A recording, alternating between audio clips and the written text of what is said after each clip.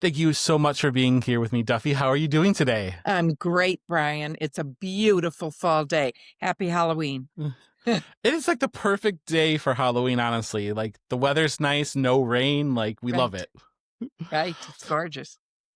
So we're so excited to be chatting with you about Birmingham Village Players' upcoming production of Lost in Yonkers, in which you're currently in rehearsal for. How has that been going? It has been great. I haven't been on stage in 7 years. So this is really a treat for me at the Village Players. And I'm loving the cast and the crew, and we're having a wonderful time. What made you decide to come back after 7 years? Quite a big gap. Well, I did take a little time in between to finish my theater degree down at Wayne State. That's And I was awesome. in one production down there. But a friend who is in the theater business actually called me and said, "This is a show you need to audition for." And he was right. It's a perfect role. Well, first off, congratulations for finishing your theater degree. That's super exciting. Thank you. It was very exciting. I graduated the week before my 70th birthday. So What? an older co-ed. But like, what a way to celebrate your 70th birthday of like getting that Exactly. degree. Exactly. Was that always kind of something you wanted to do, finish your degree in theater? Yes, I had started my degree back in 1971 at Syracuse University and got waylaid, got married, had a family, got involved in community theater. So I at least got my creativity out that way. And it was during COVID, sitting on the couch watching Netflix, that I decided this was something on my bucket list. Wayne was very inviting. They love older students, and I went down there for 2 years and graduated with 22-year-olds. It was really fun. It's a great experience. And that brought you back now to the Village Players, which is super Sure exciting. did. So, were you familiar with Lost in Yonkers before you auditioned for it? No, I'm familiar with Neil Simon, of course. The Hmm. first play I ever did in community theater was Barefoot in the Park. So Okay. I knew of his strength as a playwright. I remember my director then said you could sit on a stool and read the lines straight and you'd still get laughs. He's a very funny playwright. However, this show is very poignant. There's a lot of sadness in it and drama. And I love that because I can play off the kids and they have some very funny lines. And we can become a family through hardship and laughter. It's really fabulous. This was actually one of the first Neil Simon plays that I've ever seen. And then I recently saw Laughter on the 23rd Floor, which is very different. Same writing, but like that one's much funnier. This one does have a lot of heaviness to Yes, the show a and the lot of story. heaviness. Lot. Yes. I mean, it brings my daughter Bella to tears, and it's tough. And Grandma, my character, is very tough. She's put up an emotional wall because she's been through so much hardship in her life. She left anti-Semitic Germany probably in the 20s and brought her family to Yonkers, New York. Lost her husband, lost two children, was disabled during a rally in Germany, in Berlin. Um, and she has taken all of this hardship and become a survivor. And in order to become a survivor, she has had to be like Stiel, as she says. Um, she's had to do that. And so she's alienated her children, trying to harden them in order to survive in the real world. I understand her. I get her. And she does soften by the end of the show. She becomes more motherly, somewhat.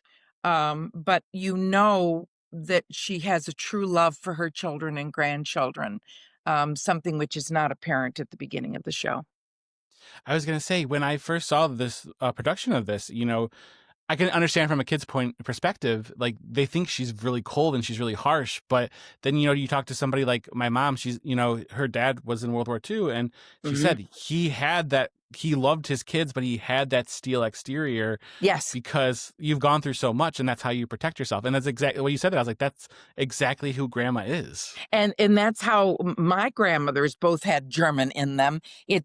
It's kind of the German way, and the way she speaks is very clipped, and very German. She has a heavy German accent, and, I think, coming from that lifestyle and coming from war-torn Germany and coming to Yonkers, New York, has been such a switch for her, and I think she's tried to survive in New York too, with these Yeah. children and raising these children and trying to make them strong so that they will survive, because they all have their disabilities in one way or another.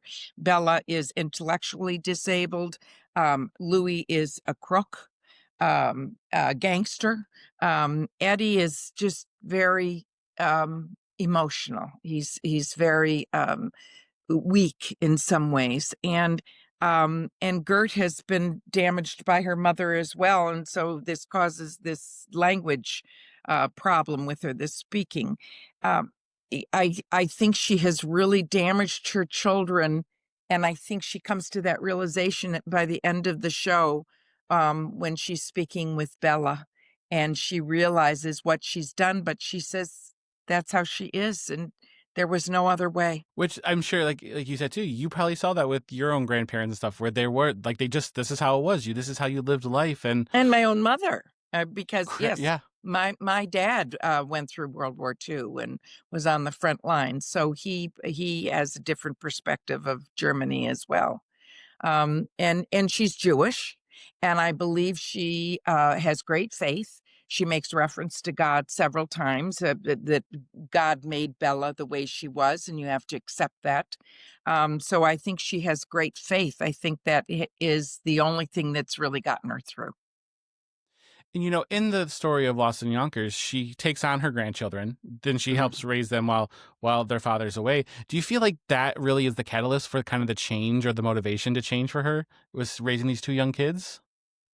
Yes, I think all of the children have an influence on her, but certainly the grandchildren, out of the mouths of babes. I mean, they say some very telling things to her, and they accuse her of being mean, and they accuse her of using her life in Germany, and "Don't blame it on me, blame it on Hitler," the one little boy says.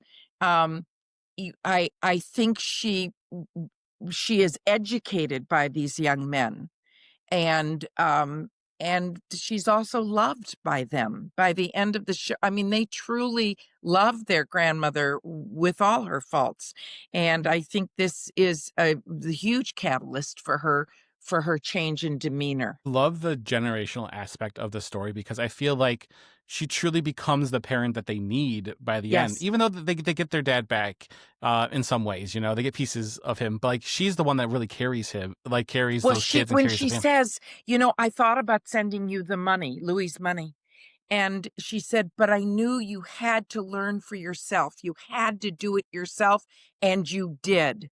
And she's so proud of him for doing that. And she knew by sending him the money, she was simply enabling him. And this way she um allowed him to become the father and the man he should be. And sometimes that tough love, like that's the hardest kind of love, of like, I love you so much, but you also have to learn and kind of fly for yourself to be able to get to that next stage that you need. Yes, and as a parent and a grandparent myself, I know that tough love is really, really important. It's easier as a grandmother, I think, to enable grandchildren, but I think in the real world, we have to be give an education to young people. She even says, "Don't try to change me," she says to Artie at the end. "Don't try to change me, because sometimes old people are not altogether wrong." And it's that generational wisdom that is passed down to them. Yeah, it's interesting. It's like there's so much to be able to kind of, I'm sure as an actor, that's so fun to be able to play with. It as a is character. fabulous. This is an actor's dream because you have to make her change throughout the 2.5 hours. And I have to be very, very tough. I keep being reminded at the end of the scene, "Oh, they're gonna hate you. They're gonna hate you." And they probably are. I hope they will understand me by the end of the show and accept me for who I am. But as an actor, it's really a dream role. It's really fun to play a character like Grandma.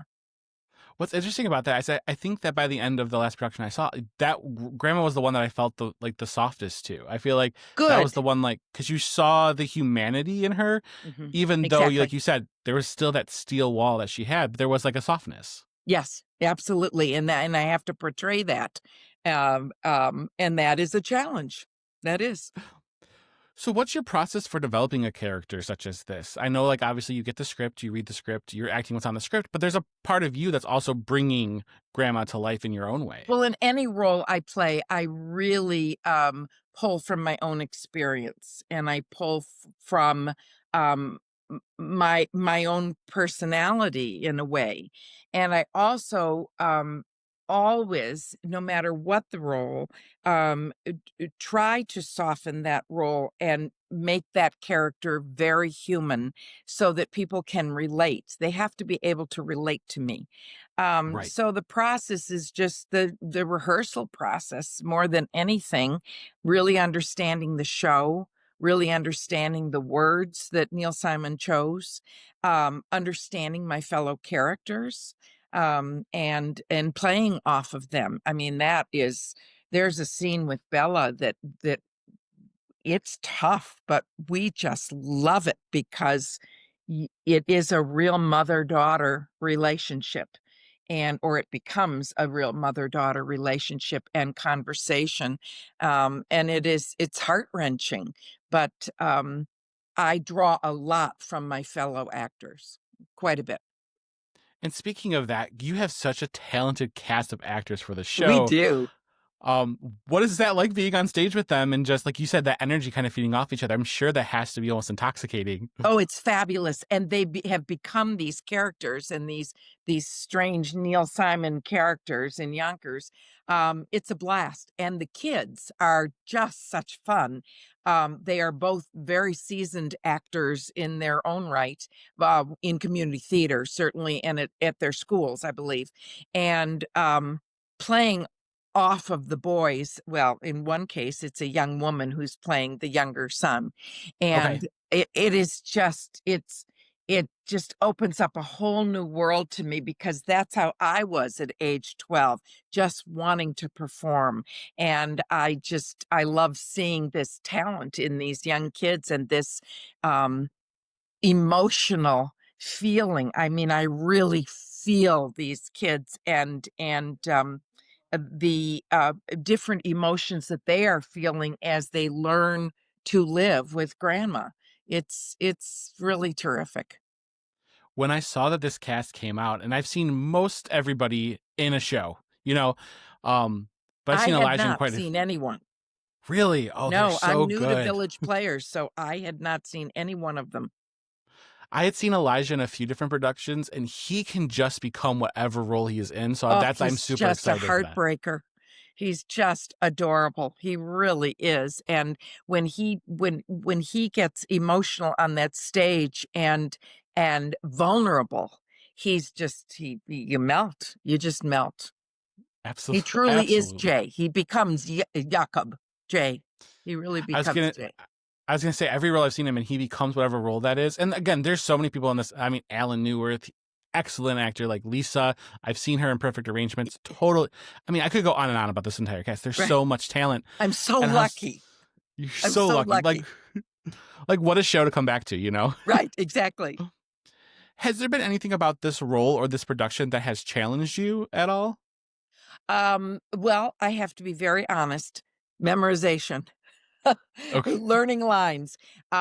It was easier in my 20s and in my sure. 40s, and I think your memory, begins to go at 70, so that has been challenging, but, I'm doing it. So, I think it's like I watch Jeopardy every night. I think you have to, in order to grow old in a healthy way, you have to challenge yourself intellectually.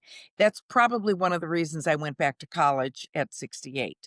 I love to learn. I love to soak it all up. And I think by learning lines at 72, is challenging my brain so that and maybe putting off that dementia that comes in later in life. I have to be quick thinking. I have to listen to my fellow actors, and I have to be able to fix things when I go blank. And it's been challenging. It's been challenging, but I feel sharper than ever right now because I'm doing this show. So I appreciate that. And also something like a Neil Simon show, there's a lot of lines, a lot of quick, wits. You have Back and to. forth, yes. I can just imagine how difficult that could be of just like finding that rhythm and beat to what is Neil Simon's work. But so empowering. I mean, his work is just so fabulous, and I love delivering the lines. Every line has meaning, and I love delivering those lines. You had mentioned earlier kind of about how there is some heavier topics. They discuss mental health, they discuss generational trauma, but they do it with such a healthy dose of humor. How do you Mhm. feel like this production really highlights that? Well, I think with Bella especially, uh, eh, her wants, and her limitations. She is, developmentally challenged, and Hmm. yet she's probably the smartest one on the stage. She knows what she wants in life, and she feels challenged in how to achieve that, and she really just wants family. The whole show is about family, and let's face it, we are all products of dysfunctional families. I don't know a perfect family out there. And I think we all have our emotional challenges within our family. I love the fact in this show, the sibling love. Despite the differences between these four children, and their limitations, the siblings truly unconditionally love one another and support one another and try to lift up each in whatever way they can. And I think that is a very healthy way to be part of a family, and it doesn't always happen that way. And um and and I love that. It makes me feel good that the my family is so supportive of one another. And truly, I love that this show highlights the importance of connection, because I think, like you said, Mhm. Bella is the one that really she just wants somebody to kind of love her She wants in to be some way. loved, and she is loved. She doesn't understand that she is so loved, Correct. but she wants love and a family and children, and it's probably something she's not able to have. Maybe she could. But her desires and her aspirations and the way the mother has always tamp that down and finally realizes that this is something that is so crucial in her life and so important to her. And her mother finally accepts that and understands what her desires are. So one final question then for you before I let you go is just, what are you hoping audiences take away from this production of Lost in Yonkers? Well, I think they're gonna be blown away because most people, do not know Neil Simon writes like this. Um, it is such an emotional roller coaster, this show. We had a couple people in the audience at our rehearsal, last week, and it got to the end of that horrible scene with Bella and her mother, where the mother walks away from her, basically. And there were gasps in the uh, audience, and I think that this will dredge up a lot of personal feelings depending on how their family was and how they grew up, and the both that and the trauma of that scene, and then the loving aspects of it. I think they will go away with a wonderful sense of family and connection, as you say, and loving one another, um, being kind, and loving everyone. Despite our differences, we all have to take care of each other. For sure. Absolutely. Thank you so much, Duffy, for Oh, being thanks, here and joining Brian. us. It's been Thank such a you pleasure so talking with much. you. Okay, thanks so much. Lost in Yonkers arrives at Birmingham Village Players November 7th through the 23rd. So get your tickets from their website or box office, and we'll see you at the show. Thanks.